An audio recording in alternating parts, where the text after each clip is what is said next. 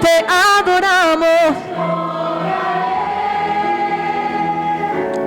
Y milagro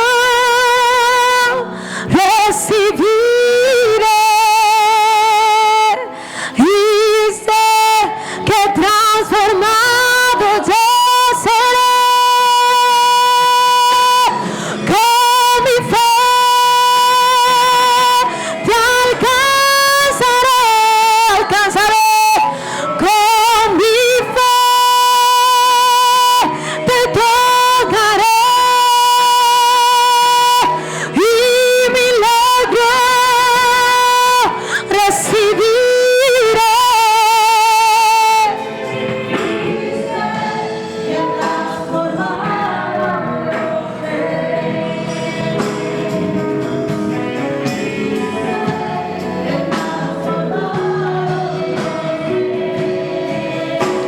Levanta tus manos al cielo.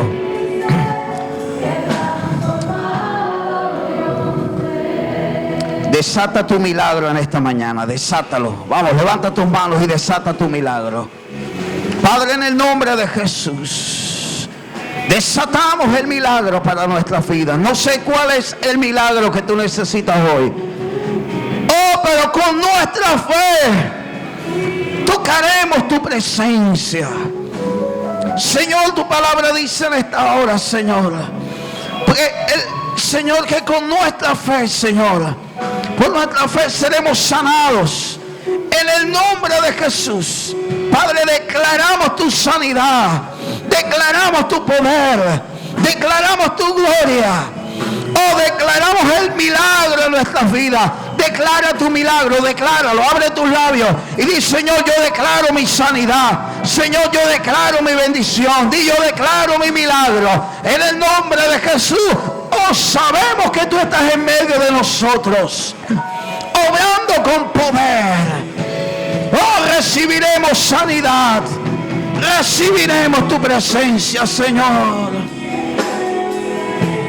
Oh, en el nombre de Jesús declaramos tu poder.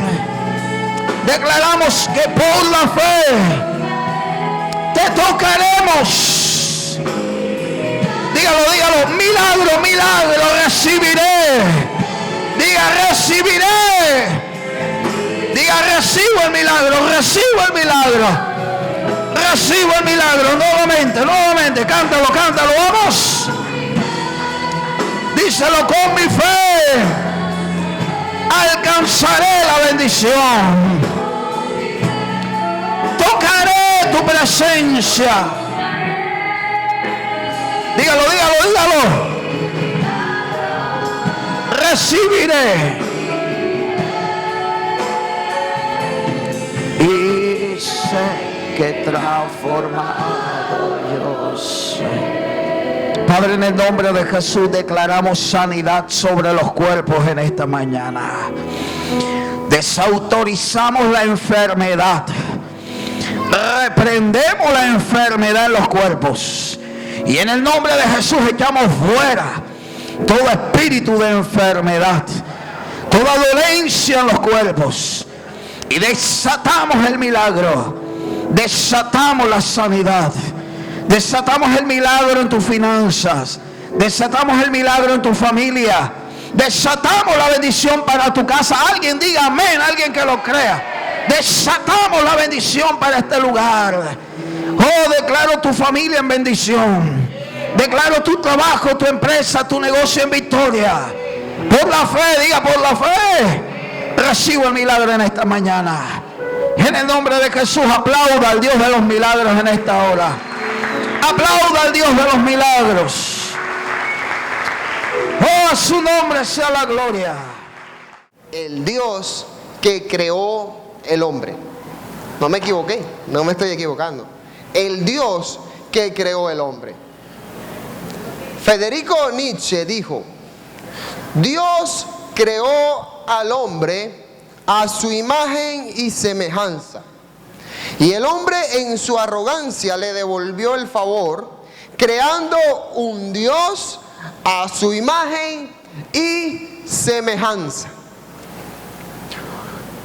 Este ateo dio una lanzó esta expresión, lanzó este postulado para criticar lo que él consideraba como simple fantasía, como la necesidad que tuvo el ser humano de crear la respuesta fuera de él. Y él decía en la necedad de su corazón que fue el hombre quien creó a Dios. Pero tomando este texto, tomando este postulado, quiero partir una enseñanza. Porque muchas veces nosotros hemos diseñado y también hemos creado un Dios a nuestra imagen, conforme a nuestra semejanza. Un Dios que nos entalle, un Dios que nos acomode, el Dios de a mi manera, el Dios de a mi forma, el Dios como a mí me gusta. Para algunos, un Dios que no me diga nada, un Dios que no se meta conmigo, un Dios que me ayude cuando yo necesito, pero mientras tanto me dé la libertad de hacer lo que a mí me venga en gana. Para muchos ese Dios es simplemente un Dios de acomodarse a las circunstancias, un Dios de momento, un Dios de apagar incendios. Y esa es la forma como muchos a veces creemos en un Dios o creamos un Dios para nuestra necesidad. No un Dios basado en el conocimiento real o genuino, sino un Dios basado simplemente en nuestra experiencia o nuestras suposiciones, pero no un Dios que la palabra de Dios enseña y que claramente se manifiesta. Yo quiero que vayamos a Romanos. En el capítulo 1 de Romanos, el apóstol Pablo hace una defensa y comienza una introducción de uno de los libros más importantes, la Suma Teológica para algunos de la vida cristiana.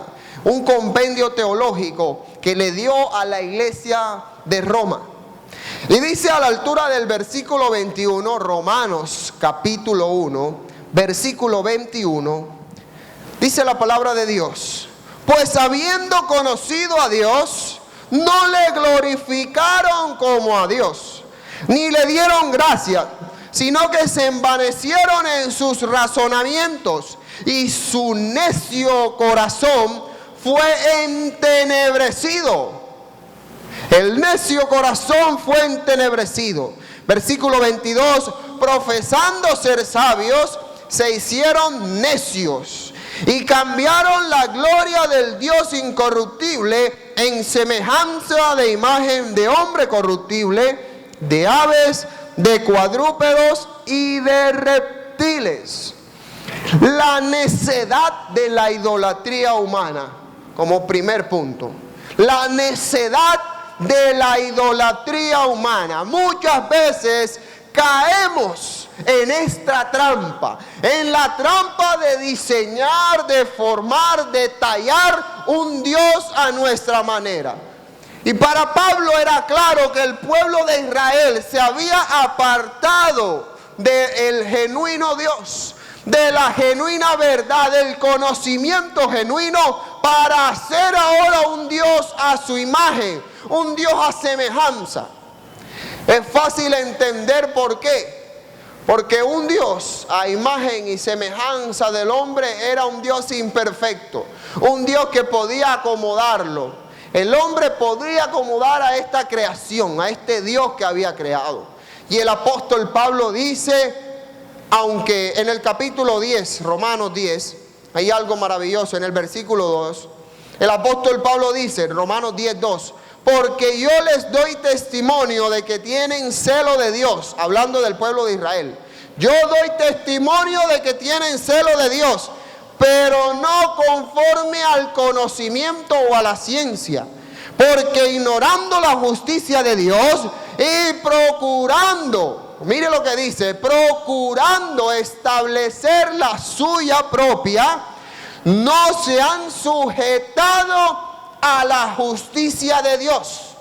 Como no me gusta el Dios que revela la Biblia, como no me gusta lo que la palabra de Dios enseña, entonces diseño un Dios que me entalle, que me ayude, que me guste.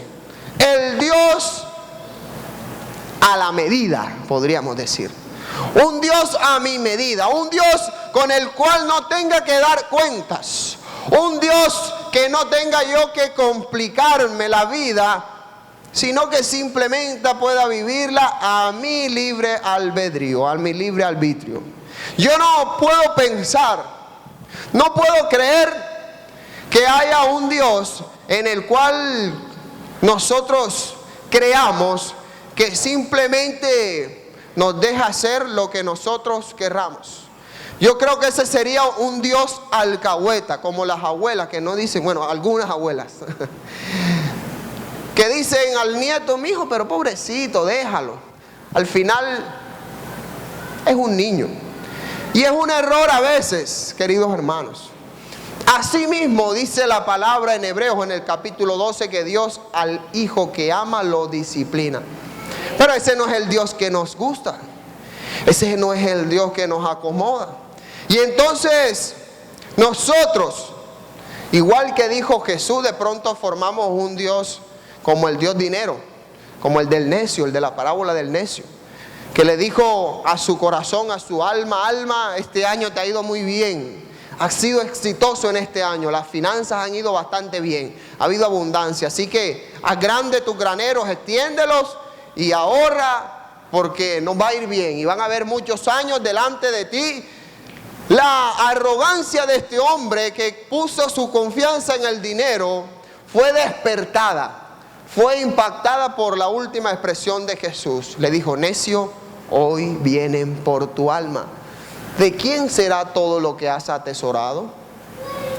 Dios está tocando a nuestra vida y está diciendo, ¿en qué Dios tienes puesta tu confianza? ¿Cómo se llama tu Dios? ¿Cuál es tu Dios? O quizás como el Dios del faraón, que era el de la autoridad y el del poder, que la arrogancia decía, yo no dejo ir a este pueblo, no lo dejo ir, a pesar de que claramente el Dios de los cielos estaba determinado en sacar al pueblo adelante. Él decía, no, yo me voy a oponer. Y pagó un alto precio, la muerte de su hijo, del heredero al trono. Pagó ese precio por su arrogancia. Y muchas veces nosotros estamos en lugares, estamos en situaciones, estamos en momentos de crisis donde no deberíamos estar, pero que por la arrogancia, por la dureza de nuestro corazón, hemos decidido a nuestra manera, como nos gusta. No queremos que nadie nos mande. No queremos sino simplemente ser autosuficientes. No queremos perder la autoridad y el poder. O como Pilatos, que se lavó las manos, prefirió el Dios de la popularidad, prefirió mantener su estatus político, prefirió mantener su capital electoral antes que hacer lo correcto. Y su Dios era eso, la fama, la popularidad, el qué dirán. Hay personas que prefieren darle la espalda a Dios que tener que enfrentar la verdad ante los demás. Personas que les es más cómodo decir que no toman porque se están tomando una pastilla, que decir que es porque son creyentes o son cristianos, o que no bailan porque les duele el pie o cualquier cosa de esa. Hay cosas que hacen producto de sus dureza de corazón. Y el apóstol Pablo enseña que hay una justa retribución divina. Y es el segundo punto, la justa retribución divina. Cuando nosotros diseñamos un Dios a nuestra manera, cuando nosotros formamos un Dios a nuestra manera, entonces vamos a tener retribución con respecto a eso. Romanos 1, en el versículo 18, enseña, porque la ira de Dios se revela desde el cielo contra toda impiedad e injusticia de los hombres, que que detienen con justicia la verdad. Y vea cómo viene el juicio de Dios. Versículo 24. Ahí, 1:24. Por lo cual también Dios lo entregó a la inmundicia en las concupiscencias de sus corazones, de modo que deshonraron entre sí sus propios cuerpos, ya que cambiaron la verdad de Dios por la mentira, honrando y dando culto a las criaturas antes que al Creador, el cual es bendito por los siglos. Amén. Por esto Dios, vea lo que hizo Dios, los entregó a pasiones, ¿cómo dice? Vergonzosas, pues aún sus mujeres cambiaron el uso natural por el que es contra naturaleza. Y de igual modo también los hombres, dejando el uso natural de la mujer, se encendieron en su lascivia unos con otros, cometiendo hechos vergonzosos, hombres con hombres, y recibiendo en sí mismo la retribución debida a su extravío. Y como ellos no aprobaron tener en cuenta a Dios, Dios los entregó a una mente reprobada para hacer cosas que no convienen, estando atestados de toda injusticia, fornicación, perversidad, avaricia, maldad, llenos de envidia, homicidios, contiendas, engaños y malignidades, murmuradores, detractores, aborrecedores de Dios, injuriosos, soberbios, altivos, inventores de males, desobedientes a los padres, necios, desleales, sin afecto natural, implacables, sin misericordia, quienes habiendo entendido el juicio de Dios, que los que practican tales cosas son dignos de muerte, no solo las hacen, sino que también se complacen con los que las practican. Y es que hay una justa retribución. No podemos creer que Dios se queda con manos cruzadas cuando la impiedad del hombre crece. El apóstol nos enseña que una vez que la humanidad decidió darle la espalda a Dios, Dios ha entrado a juzgar su libre albedrío. Al ser humano le fue dado ese regalo, ese don que se llama libertad. Pero él deberá dar cuentas de esa libertad. Dios te ha dado a ti la libertad de elección. Tú tienes en tus manos la libertad de elegir a Dios o de rechazar a Dios. Pero tienes que tener claro que habrá un juicio. Dios pedirá cuentas. Hace algún tiempo, una entrevista hecha a la hija de un evangelista reconocidísimo, de Billy Graham, le preguntaron: pastora, ¿por qué sucedió lo del 11 de septiembre del 2001? ¿Por qué cayeron las Torres Gemelas? ¿Por qué murió tanta gente? Si Dios es bueno, si Dios es amor, si Dios es bondad, ¿por qué permite que sucedan estas cosas? ¿Por qué se levanta un tsunami y acaba con millones de gentes? ¿Por qué se levanta un gran terremoto y acaba con millones de vidas? Y esta mujer muy sabia enseñó y dijo: nosotros como nación, hablando de los Estados Unidos, hemos decidido darle la espalda a Dios. Sacamos de nuestras escuelas la Biblia y las oraciones. Por eso, ahora los jóvenes, en cualquier momento, alguno de ellos puede tomar un arma y atacar a sus propios compañeros y profesores. Por eso cada día se vuelven más comunes. Hoy nosotros, dijo esta pastora, decidimos sacar a Dios de nuestra nación, de nuestra política. Y ahora queremos pedirle cuentas a Dios. Si somos nosotros los que hemos dado la espalda a Dios, ¿cómo tú puedes pedir a Dios cuentas? ¿Cómo hoy tú puedes señalar a Dios y decirle: Dios, ¿por qué estoy así? ¿Por qué no me solucionas esto? ¿Por qué estoy viviendo esto? Es claro, Éxodo en el capítulo 20 enseña en sus primeros versículos que no deberíamos hacernos imagen ni semejanza de nada de lo que estuviera en los cielos, en la tierra, porque Dios es un Dios celoso. Y Dios desarrolló y Dios ha deseado manifestarse a nosotros. Pero nosotros le damos la espalda a Dios. Y los resultados, cuando usted se aparta de la luz, lo que queda para usted es tinieblas. ¿Sabe? La oscuridad no existe. Lo que existe es la ausencia de luz. Albert Einstein decía: no existe el frío, existe la ausencia de calor. La verdad es que cuando usted decide apartarse de Dios, implícitamente está haciendo una elección. Usted no puede salir con el cuento de Pilatos: no, yo aquí soy imparcial, me lavo las manos, ustedes hagan con Jesús lo que quieran. Lo siento por usted. Pero ya Pilatos tomó su decisión.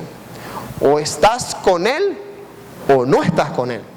Pero aquí no hay zonas grises. Aquí estás o no estás. Aquí solo hay dos caminos.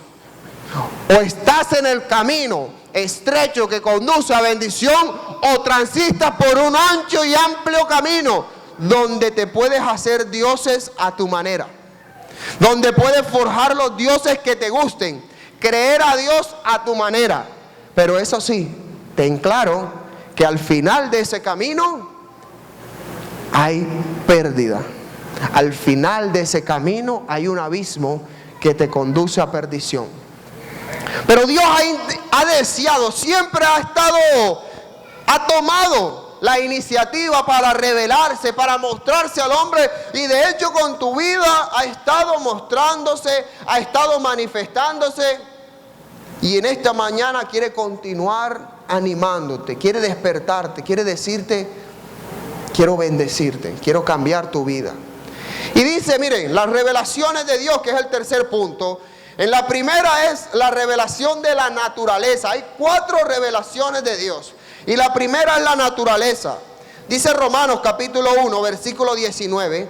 Porque lo que de Dios se conoce le es manifiesto, pues Dios se lo manifestó. Porque las cosas invisibles de Él, su eterno poder y deidad, se hacen claramente visibles desde la creación del mundo, entendidas por medio de las cosas hechas, de modo que no tienen excusa. La naturaleza cuenta la gloria de la creación de Dios. Es increíble, cuando usted estudia lo complejo que es el ojo humano, tendrá que decir: definitivamente hubo un creador detrás de esa maravillosa creación. Cuando uno estudia lo complejo del universo, miren, si la Tierra estuviera a unos metros más distantes, entonces nosotros nos enfriaríamos. Si la Tierra estuviera a unos metros más cerca de nuestro astro, del Sol, entonces nos quemaríamos. La Tierra orbita en una invisible órbita perfecta. Hoy en este momento usted se está trasladando, se está rotando, la Tierra está trasladando. Eso cuenta la gloria de Dios. Dios se ha revelado, pero la humanidad ha dicho: no, eso es mito, esos son cuentos. Han dicho la ciencia: eso es simple casualidad y tiempo lo que ha creado todo. Todo partió de una gran explosión, el Big Bang, y de ahí durante millones de años, por casualidad y combustiones espontáneas, todo ha surgido. Y ellos argumentan que ya nosotros no venimos o no somos imagen de Dios, sino que somos el proyecto evolutivo de un simio, de un animal, y que provenimos de eso. Y aunque sería un muy buen tema para predicar, lo único que yo quiero decirles es que es claro que por la percepción, por lo que usted ve, por lo que usted puede observar de la naturaleza, es claro que detrás de la creación hay un creador. Detrás de este reloj tiene que haber un relojero.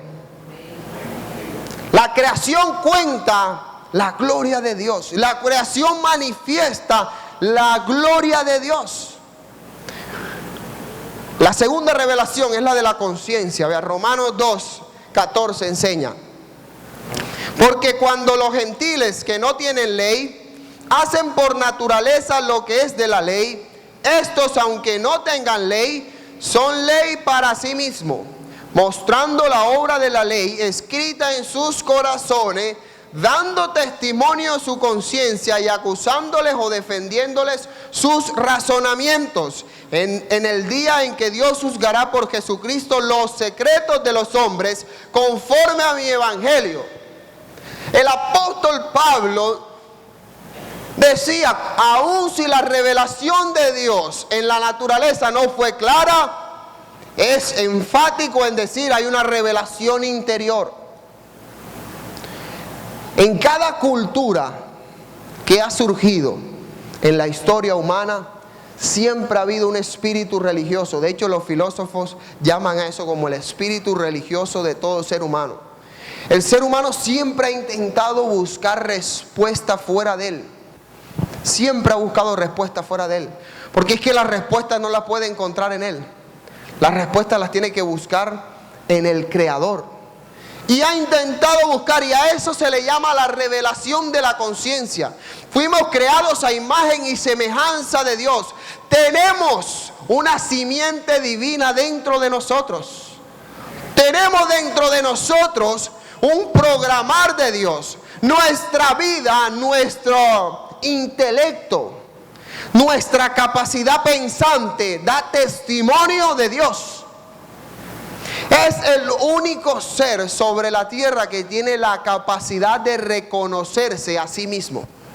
Cuando usted ve a un perro que se mira a un espejo, ¿sabe qué hace el perro? Se arregla el copete y hace, oye, estoy... ¿Qué hace su perro? Usted que tiene perro, ¿qué hace? ¿Por qué se ladra? Porque cree que es otro perro y le está ladrando. ¿Usted alguna vez se ha ladrado al espejo? Por muy feo que estemos, no nos ladramos, ¿verdad? Pero, miren, es el único ser, el ser humano que tiene conciencia de sí mismo, conciencia de su exterior. Nuestra vida da testimonio de la creación divina. Y la tercera revelación, segunda de Pedro, en el capítulo 1, versículo 20 y 21. Segunda de Pedro 20 y 21. Entendiendo primero esto, que ninguna profecía de la escritura es de interpretación, que dice, privada, porque nunca los profetas fue traída por voluntad humana, sino que los santos hombres de Dios hablaron siendo inspirados por el Espíritu Santo. La tercera revelación es la palabra de Dios.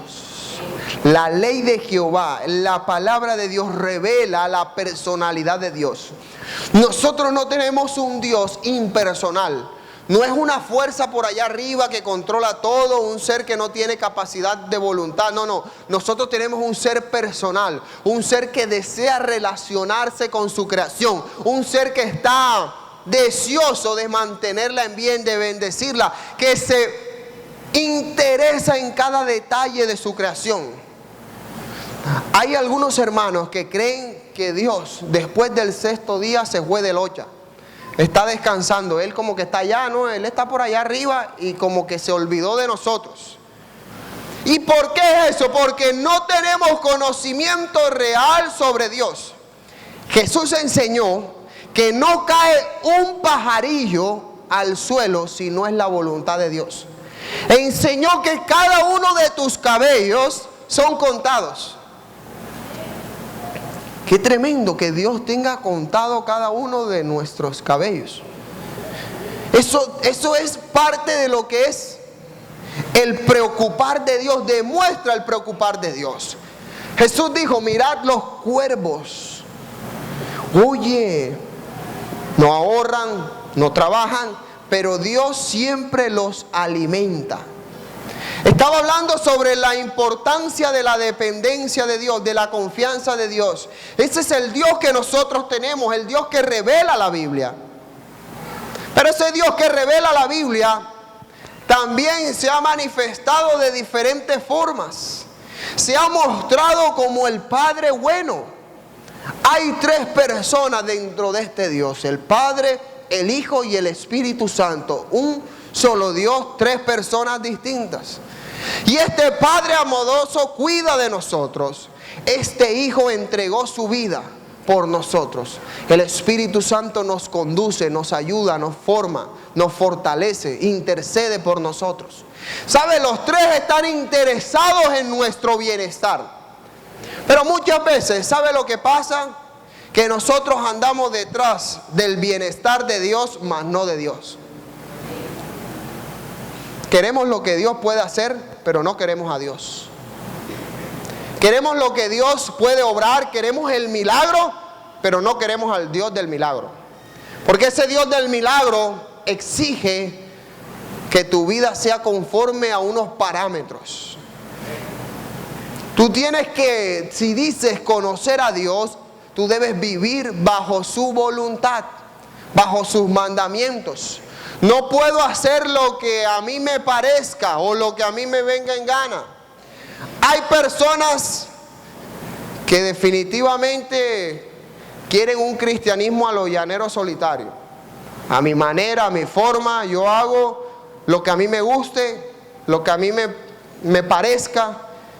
Y eso es un error, mi querido hermano. No podemos continuar un evangelio así. Necesitamos someternos a lo que la palabra de Dios enseña. Mire, muchas veces nosotros hemos fundamentado nuestras creencias en testimonios. Nuestras convicciones están fundadas en prédicas de unos hermanos en la emisora.